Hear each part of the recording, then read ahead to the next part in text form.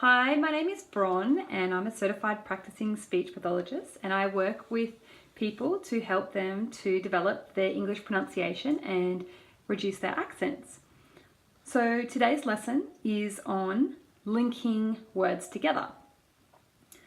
So it's really important, if you want to sound fluent in English, that you understand how to link the words together to sound more natural in how you're speaking. So one thing that I find people often do is they will say every word separately and almost in a staccato manner, and that does not sound very fluent, because you can kind of hear when I'm speaking the words are flowing into one another. It can make it very difficult to understand. However, if you want to come across as fluent in English, you'll need to learn how to do this. So what I've done is I've compiled some rules for you on how to make that happen. So rule one.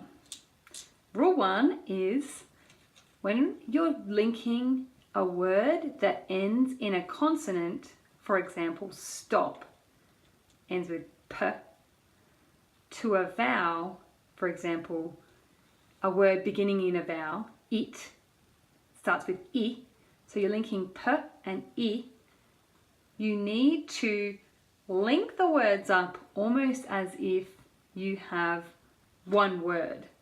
So stop it becomes stop it. Like a whole new word, and I actually write this out for my students as stop and then schwa, the sound, T, stop it. So it becomes this another weird word that's like stop it, rather than stop it. So here's a couple of words for you to practice. Come over, come over, come over to my place. Do that. Don't do that. Don't do that. I want. I want. I want. I want to go out. I want to go out. Can I? Can I help? Can I help you? Look out becomes look out. Look out!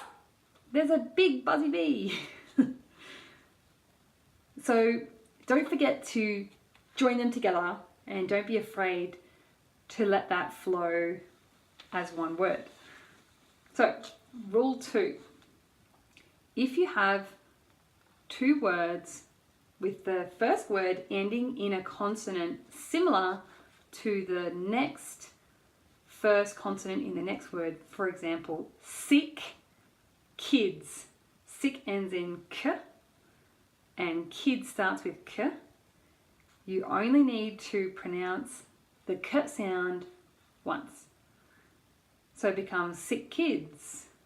So you hold the k, sick kids, rather than saying sick kids. So just these little kind of efficiencies, or some might call them laziness in English, can kind of help your sentence to flow more naturally, and for you to sound more fluent. So big kids, even though it ends in g, g and k are actually very similar in where we produce the sound. So it becomes big kids. Big kids. Bus stop. I went to the bus stop. So you just say that S once and then move on to the T. Bus stop becomes one word.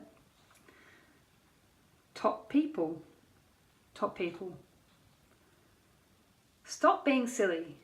Stop being silly. So you'll notice that I actually hold that sound in between. Stop being silly. Stop being silly. And then move on to the ing. So I'm not saying stop being. So stop being silly. So you can still hear that there's two words there. It's just that I'm holding the sound in the middle between the two to emphasize there's a stronger sound there. I hope that makes sense. Sit down. Sit down becomes sit down. Okay. So, the other thing that I notice my clients often have is difficulty when there's a consonant. So a word that ends in a consonant, for example, jump, ends in p, and then the next word starts with another consonant, down. And you might notice if you listen back to yourself speaking on video that you actually sometimes put in a schwa or an sound. So some people will say jumper down the gully and then go upper. So you hear that coming in between. And really that's actually just your brain being very clever in trying to make it a bit easier for your mouth to get itself around the words. But I suggest to my clients who do this, and the technical name is schwa epenthesis, if you're interested. The way that I help them with this is either to hold that last sound, so jump, down. So almost jump, down. Or to put a break between the two. And when I write this for them, I draw a line between the two words to help them remember, stop, take a breath, and then move to the next word. It can be a little bit of a tricky habit to break. However, once you become aware of it and you start using a strategy, it's actually amazing how quickly people learn to this new technique. So cool cars. They're really cool cars. Fat cat. That is a really fat cat. As you can hear, I hold it, fat cat, and straight to the k. If you record yourself and you hear fat cat, you know you need to take a breath in after that t to stop yourself saying the sound. Broken computer. His turn. Stop that. And sometimes you're just going to have to go a little bit slower, because if English is your second language, then those sounds are already going to be a little bit more tricky for you. So you'll have that tendency to want to put that schwa in to make it a little bit more soft and flowing for you already. So don't be afraid to just talk a bit slower. Okay, the last linking rule, or second last linking rule. If you have a stopped sound in between words, for example, a stopped sound would be like p, t, d. They're sounds that my tongue or lips are stopping. Then what you should do is catch it. Catch that sound and don't release it. So what I mean, and I've sort of alluded to this in the previous rules, is, for example, stop jumping. Rather than stop, rather than releasing that p, then catch it, stop jumping. Unless the word, the p sound is at the end of the phrase. So if you just said stop, you'd release the p. But as soon as you're putting another word after it, you catch it. So stop, stop, but stop jumping. So catch it if you're leading on to another word. If you're saying it on its own, then release. So top effort. Otherwise you're saying top effort. Pump that up. So you can hear the pump, catch that up, release. Good boy. So catch the d, good boy. Can't stand it. So don't let that t go. Can't stand it. Catch it. Catch the t, catch the d. In can't stand it. Can't stand it. Can't stand it. Drop it off. Again, linking these together because we're going p to I, drop. Drop it off. Link them together. Don't release the p on drop.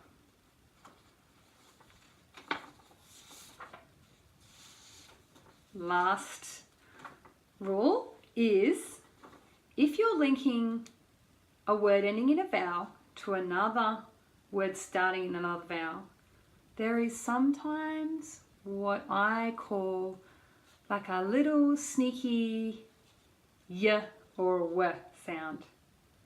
It's a sound, you don't write it, but you can hear it if you listen. So, I owe you, I owe you. I am, you can hear the I and then the y and then the am. You are, you, can you hear the w after you? You are. And this is interesting because it's almost the exact opposite of schwa epenthesis, which is, you know, English's way of, well, people who are speaking English's way of making it easier when there is a consonant and a consonant. Here, when we have a vowel and a vowel, we make it easier for ourselves by inserting that almost consonant sound. But you are, I am, I owe you. She is, he ate, they are. Okay, and that's it. That is the linking rules. So have a go of just putting together some sentences, and I like to get my students to write out a sentence and actually do little like loops when you see a consonant to a vowel, so that you remember to loop, and then when you see a consonant to another consonant, a big break, so you remember to take a breath. And that will help you to practice saying it while you're reading and you can see the visual feedback before you then practice saying it without looking at anything. Okay, so I hope that helps, and if you are enjoying the lessons, then feel free to subscribe and then you'll be notified when new lessons come out. And best of luck with learning to do linking, and I hope it really improves the fluency of your English. Thank you. Bye.